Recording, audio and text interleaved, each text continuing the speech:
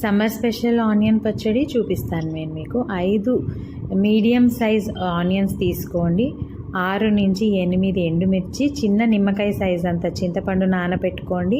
ఇంకా పోపు దినుసులు జీలకర్ర, ఆవాలు, బద్దనపప్పు, ఇంగువ, అలాగే కొద్దిగా మెంతి పొడి అన్నమాట. అవన్నీ పక్కన పెట్టుకోండి. అలానే ఒక బాణీ పెట్టుకొని బాణీలో 4 to 5 టేబుల్ స్పూన్ ఆయిల్ వేసుకోండి. ఆయిల్ వేసుకున్న తర్వాత పోపు దినుసులన్నీ ఫస్ట్ మనం వేయించుకుందాం. దోరగా వేయించుకోవాలి. అటు మాడకూడదు, ఇటు వేగకుండా ఉండకూడదు అనమాట. మంచి బ్రౌనిష్ కలర్.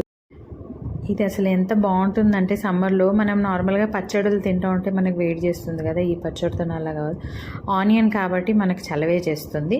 సో పప్పులన్నీ వేయించుకున్న తర్వాత అలాగనే జీలకర్ర, ఆవాలు అన్నీ అది కూడా వేసుకొని రంగు మారేంత వరకు దాన్ని ఫ్రై చేసుకుందాం. అవంతా ఫ్రై అయిన తర్వాత నేను 6 నుంచి 8 ఎండుమిర్చి పెట్టాను కదా, ఆ ఎండుమిర్చి వేసుకుందాము. అలాగే కొద్దిగా ఇంగువ. స్టవ్ ఆఫ్ చేసేసుకొని ఆ వేడిలోనే మనము ఈ ఎండుమిర్చి అనేది కలర్ మారేంత వరకు ఫ్రై చేసుకోవాలన్నమాట. ఇవన్నీ ఫ్రై చేసుకున్న తర్వాత ఒక గిన్నెలో తీసి చల్లార్చుకోవాలి. చల్లారిన తర్వాత అవన్నీ ఎండుమిర్చీలు, పప్పులు అన్నీ తీసి మనం గ్రైండ్ చేసుకోవాలి.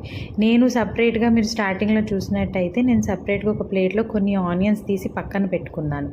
ఇవన్నీ మనం గ్రైండ్ చేసుకుంటున్నప్పుడు ఆ ఆనియన్స్, ఈ పోపు దినుసులు, పసుపు, అలానే చింతపండు, నిమ్మకాయ సైజ్ అంత చింతపండు చెప్పాను కదా, ఆ చింతపండు కూడా మనం వేసేసుకోవాలి. గింజలు లేకుండా చూసుకొని ఆ చింతపండు కూడా వేసేసుకొని అలాగే మనకి టేస్ట్కి తగ్గ సాల్ట్, మనకు రుచికి సరిపడనంత ఉప్పు వేసుకొని అదంతా మిక్సీలో బాగా మెత్తగా గ్రైండ్ చేసుకున్న తర్వాత మనం బౌల్లో తీసి పెట్టుకున్న ఆనియన్స్లో అంతా ఈ పేస్ట్ కలిపేసుకోవాలి. ఈ పేస్ట్ అంతా వేసుకున్న తర్వాత ఆనియన్స్ ముక్కలకి బాగా పట్టేలాగా ముక్కలకంతా బాగా కలిసిపోయాక ఒక జార్లో తీసుకొని మనం సర్వ్ చేసుకోవడమే. వేడి అన్నంతో ఈ ఆనియన్ పచ్చడి కలుపుకొని తింటే చిన్నపిల్లలైనా పెద్దవాళ్ళైనా ఏ భయం లేకుండా తినొచ్చు.